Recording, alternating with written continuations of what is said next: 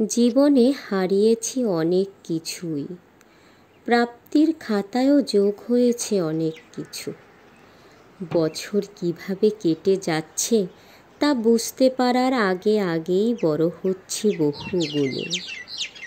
পাওয়া না পাওয়া নিয়েই যাচ্ছে দিন, কি পাবো আর কি পাবো না তা নিয়ে আর ভাবা হয় না।